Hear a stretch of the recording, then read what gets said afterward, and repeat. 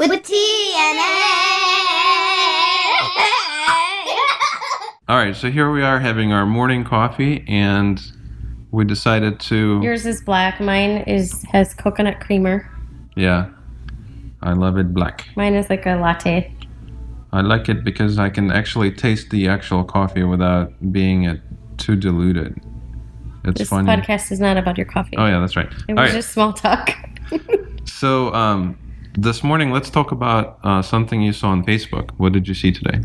Right. So I was researching places to share my mindful parenting workshop information, and I was reading all these questions that parents are posting on Facebook about their kids, and the one that came up today that was the biggest, that had the most answers that I saw, was people calling their kids picky eaters, and everyone deciding what they should feed their kids because they're picky eaters. It's interesting, since I remember myself, I was always super picky eater.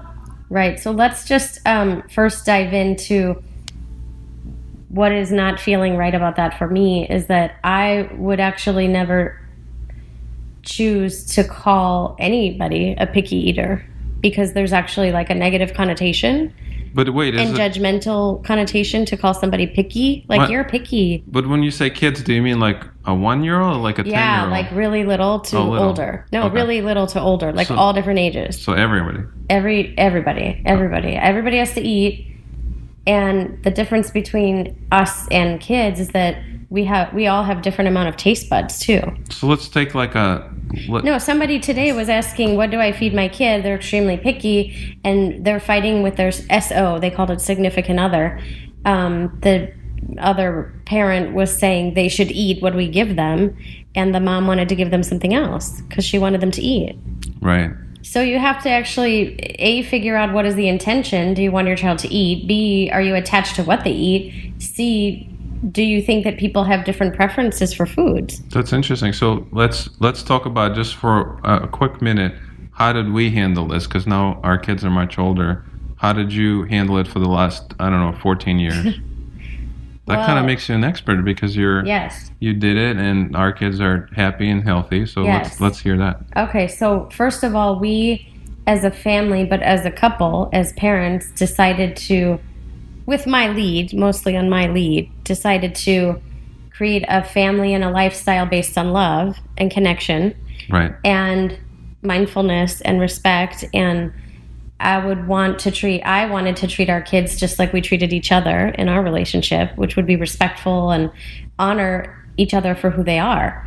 So I never wanted, we wouldn't eat. You can't force someone to eat. I mean, if somebody doesn't like something, they just won't eat. Regardless of how little they are. Right, regardless of age, you can't force someone to eat something. You can threaten them, you can scare them, you can bribe them. We never done any of that. No. I'm telling you what people can do. But for us, what we chose was to do it through love. Like, so if you don't like it, you don't have to eat it. I know for us, if we ever go to a restaurant and we get a menu and we're around a table with a bunch of people, everybody orders different things. Right. I've heard people special order, delete stuff out of the order. You never heard people synchronizing their food? Leaving ingredients out of the order. Like, I'll have the spaghetti blah, blah, blah without mushrooms. Right? And I've never heard the waiter go, well, you're a picky eater. Right. So why would we do that to our own families, our own kids, in our own homes? Like, why would we shame them or make them feel bad if they don't like something? Some mom or dad might be listening going, well, I'm not a restaurant. I don't have a menu. Okay, no, that's true. But that's not the point. I'm talking about how we handle ourselves, sometimes different in public than at home.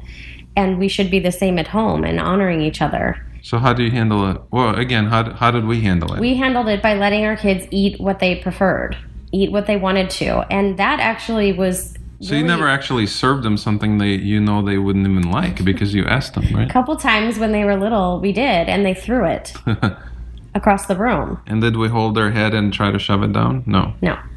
No, we never did anything by force. We're like, oh, I guess you don't like that. No, yes, we were at times frustrated. Like, you make something and then someone doesn't eat it. It feels frustrating because you're attached to the medium, because you worked hard to make it and you're wasting food and you're worried about money, or you're worried about their health, or you want them to eat healthy. Like, for instance, so our situation was completely different because our kids from a very young age wouldn't eat meat. They Yeah. wouldn't eat fish. They've never had a hot dog. Like, we didn't know when they were babies that we were going to end up as a family with eating habits like we have, which is a vegan family. Right. And back then, didn't we think, oh my God, they should be eating that because Yeah, we they don't need want the them, protein. They need this. They need that. They need the vitamins. we don't want they them to need- be deficient. Right. So everything was fear-based around food. We had Yeah. so many... So how did you handle that? I think everybody has so many hang-ups on food that it's all fear-based. You did I your handled it by letting them eat what they wanted to eat. But And you I would also make did- them separate things. But you also did a massive amount of research, realizing that some of the foods could be replaced with other things, right? That's when you started like Right, I this. had to empower myself with knowledge. I didn't know what I was doing, and if I asked family members or, friends or whatever, they would just all say the same exact thing that everybody says, or the pediatrician. Pediatrician will tell you what you should feed your kid. Well, if your kid doesn't like it, they don't like it. But the first thing I want to just make a point of is that I really think that it's healthy to delete these labels of calling somebody picky. I don't think it's nice. Right. To say, like, it's not nice to say. So everybody, including you and I, have preferences. You do not prefer mushrooms. No, I don't like mushrooms. We prefer our food sometimes prepared differently. Right. You enjoy very spicy food. Right. You like to add cayenne and all sorts of stuff to your Maybe meal. this black coffee has something to do with it. I don't know. No, whatever. But I'm just saying, you have preferences. I have preferences. When I make your food, I make it the way you like. Right. I don't make it the way I say you should like it. Right. And vice versa for myself. I make what I like. So I would. So you're saying the parents should listen to their children? The parents should listen to their children, and eating is a form of mindfulness. It's very intuitive. People know what they want. They know what they need to eat. Now there will be a lot of people who would say stuff like, well, my kid would eat sugar all day long if they could. For breakfast. Right. But when you teach them to listen to their bodies and listen to how they feel and how things affect them, as they get older, of course you're going to guide them at first. As they get older, they'll figure out how they feel, how a food makes them feel. But I feel like the root of this question or this topic is the fact that before you even listen or communicate to your child, you have to first establish the trust in the relationship. So it comes down, I think, to the core of it. It comes down to the whole concept of authority. Like, what kind of relationship are you in? Because if you don't have the authoritarian kind of a relationship with your child, and you have this concept, we're just similar souls just having conversation, they have trust. So in our family, then there's no competition. We have partnership. Right. We live as a partnership. So Don't you think that's the core of it, though? It is the core, but that's another really deep conversation. Yeah. The truth is that I believe that everybody should eat what they prefer. And you can come up with a few, some people say it's too much. I don't have time. I can't make that. We have to have some backup meals, and ask people what they feel like eating. Ask people what they're in the mood to eat. Like, discuss it. Now, if you're talking about little babies or little kids, like 1-year-old or 2-year-old, they know too. They're very powerful beings. They know if they like blueberries or not. And many times it's not a taste thing. It's a texture thing. They don't like the texture. They don't like the texture of a grape. They don't like a mushy banana. I mean, they shouldn't have to eat it if they don't like it. And if you want to set them up for a life of success in eating and health and wellness and taking care of themselves, you can't be forcing them to eat foods that don't resonate with them. So what do you have to say to a parent that has just a massive, massive ego and says, so I'm going to do that and I'm going to listen to my child and now they're running my house? What do you have to say to that? I understand that. It's not that they have a massive ego. They've also been taught that. That's how they might have been raised. That's how their families are. And also, I'm just being a devil's advocate. It feels very out of control. Right. You have to step aside and think about it. And this is a loving baby that you brought into the world, and you brought them through you. And if you should really treat them like how you would want other people to treat them. So if you wouldn't want the waiter or waitress to belittle them or shame them or be rude to them at the restaurant, you shouldn't do it at your house. And you communicate with them. Even if it's a little tiny baby who's like 1.5 years old, say, give them a blueberry. If they like it, they eat it. If they don't, offer them something else, Right. A little cereal or a little puff. Make it or playful. A little apple, or let them try things. And sometimes they need to try things multiple times to like it, because their taste buds are so sensitive. I think we also have to listen to them because they intuitively know, and many kids these days have allergies. Yeah. Very, very, very bad allergies. And so they know when something doesn't make them feel good. Right. Their bodies, or they know even intuitively, and they'll reject it, and the parent might think, oh, they're just being picky. Right. And so now we, as the parent, when they're very little, we can make mindful choices of what we buy at the store. And parent might say, well, my kid would just eat, this sugar cereal or whatever. Well, we can make mindful choices to purchase different types of cereals, maybe organic or, no food coloring, or we keep that in the house, but we can still offer them many different options of foods, but we can decide for them when they're little what types of foods are the best to, choose. Absolutely. I it's love a process. It's not something you can learn overnight, and it's not, but learning to release, like you said, the ego of they should do this or they should do that. That's the basis of, conflict. Parenting. It's the basis of like a conflict, and if you have that kind of attitude, you will always create just conflict over every topic. and the parents begin fighting, and then the child is listening, and then right. If you want to create harmony in the home, you're going to work together as a team. That's a powerful word, harmony. Harmony is the key. Yes. Right. It's what's your intention, and how do you want to live? Do you want to live a life where you get along and you respect each other? Then you have to live respectfully, and you have to honor the fact that we all are going to prefer different foods. Everyone prefers to eat different things, even kids. So maybe you offer them a couple different options of things that they like, or a lot of kids also eat the same thing over and over and over again for a phase of time. Like every day they'll ask for peanut butter and jelly. Bill and Gabby did that, right? Yeah, everybody goes through that when they're parents. So let them have it. They like it. Let them have it. It feels, safe. I'm not talking about letting them just have like candy bars all day for breakfast or something like that. Like, we are their guide. Now, I want you to mention the fact that we are not controlling the sugar intake, and our kids had never overdid the sugar. How is that possible? Like if somebody says, because if you don't limit and you don't come from a place of fear, people don't need to overindulge. Even children. Right. Even children know a certain amount that feels good. I know a lot of kids who their parents limit it, threaten them, use it as bribery, or take away foods as rewards, like a reward system. And then they react differently, but that's all fear-based. When you're coming from a place of love, you can just enjoy a little bit of this. You can enjoy a little bit of that. You can enjoy it because you know that you can. Now, one of the things we do is, but this is probably another podcast, but I like to do muscle testing on the kids, because I personally grew up with a lot of thoughts and belief systems around food, and I don't want to deposit that onto them. I personally don't know if they should have another cookie. Right. But my ego does. No, you can't have another cookie. You can't, But generally, they're amazing. They'll have two, and they'll be like, oh, I do not want third one. No, also, but if they asked, I'll say, let's ask your body. Let's muscle test. Let's see if that's in your highest benefit. So we just have a completely different system coming from a completely different outlook. So just first you have to get into the mindset that you're going to respect and love your family in a way that feels good, that honors everyone. Then you decide how to handle things. Then the solutions come. People are going to have a lot of different questions, a lot of different challenges. If you give your kid a food and they throw it off the high chair, they do not want that food. Right. If you served that food to your spouse and you knew they didn't want it, they would not eat it.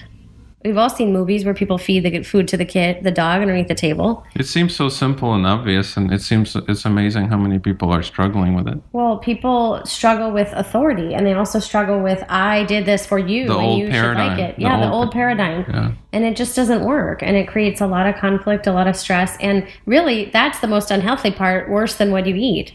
Right. So I love it. It could be a much longer conversation, but... Yeah, this is amazing. So the bottom line is, I would say, listen to your child, listen to your spouse, listen to your family member, and work together with them, not against them. If they don't like what you have made, learn what they like and make what they like. Absolutely. And nice, healthy, wholesome meals, you can find many different options that they do like.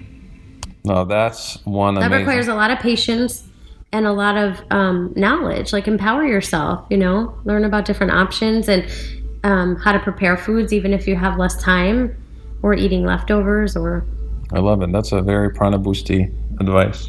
Well, that's the Prana Boost way, is to find a way that would bring harmony to your lives about any topic. Right. And whoever's listening, if you guys have any other specific questions, let us know. We would love to tackle it together over coffee.